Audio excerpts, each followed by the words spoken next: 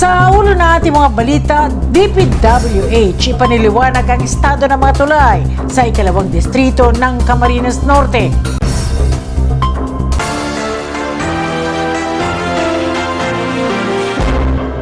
Magandang araw sa inyong lahat. Sumasa inyo ang CNTV News. Ako, si Mirna De Lejero.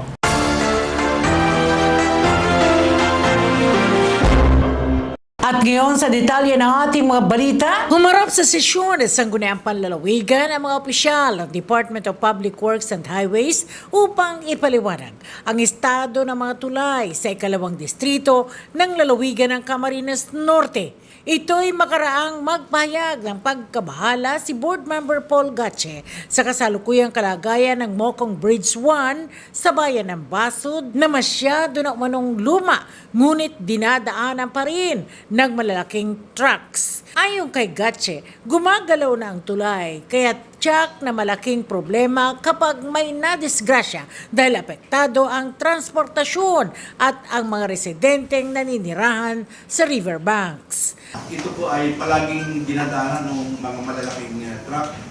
Minsan po ay nagalaw na siya.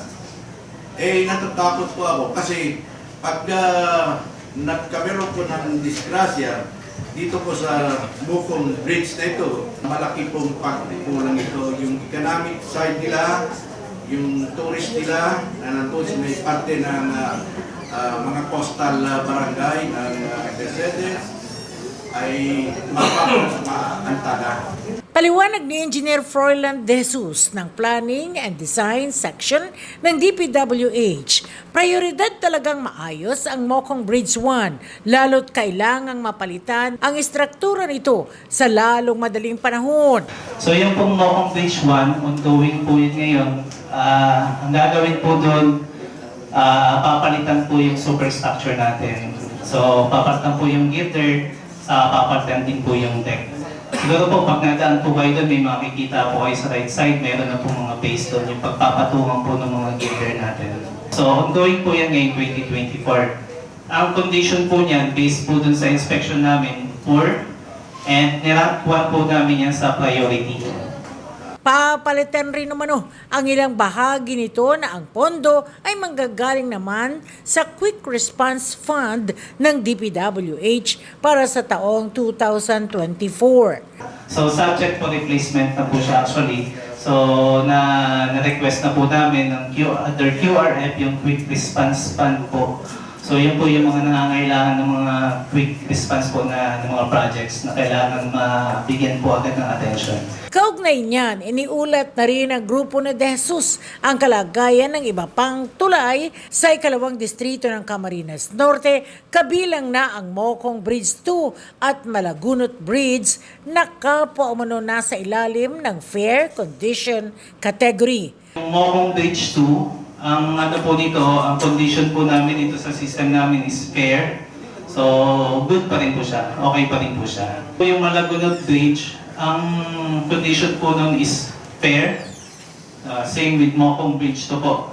So, last po, yung Mandasu Bridge, good po ang condition namin. I think nothing to worry po kung babagsak po siya hindi. Ongoing na rin naman ang konstruksyon ng Pambuhan Bridge habang sinisimula na ang konstruksyon naman ng Colase Bridge sa susunod na taon. Yung Pambuhan Bridge po, ongoing na po. Yung pong dalawang bridge na yan, since new construction po siya, wala pa po siya sa inventory ng bridge management system natin. Samantala, inireklamo naman ni Board Member Concon Panotes sa mga dumalong kawani ng DPWH sa sesyon ng Sangguniang Panlalawigan ang aniyay sira-sirang kalsada sa ilang coastal areas sa bayan ng Mercedes. Kawawa naman ang ating mga kababayan talaga sa lugar na yun. Bagamat napakaganda ng lugar, talagang tourist attraction at lumalabas, kahit na masama ang daan, ay napakaraming turista pumupunta.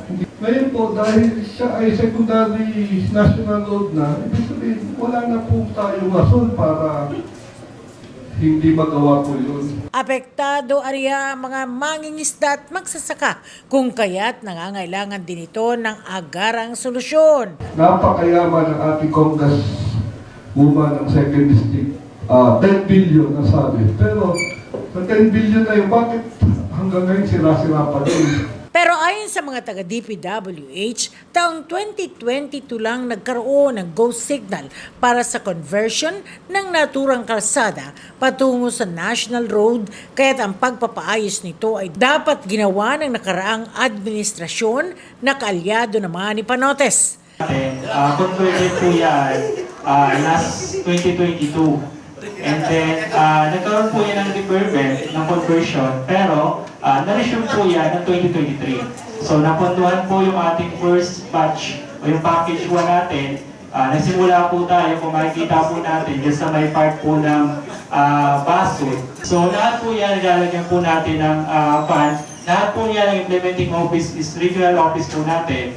Sangayon sa batas, tanging ang mga national road lamang ang saklaw ng DPWH, habang ang provincial road ay nasa pangangalaga umano ng pamahalaang panlalawigan.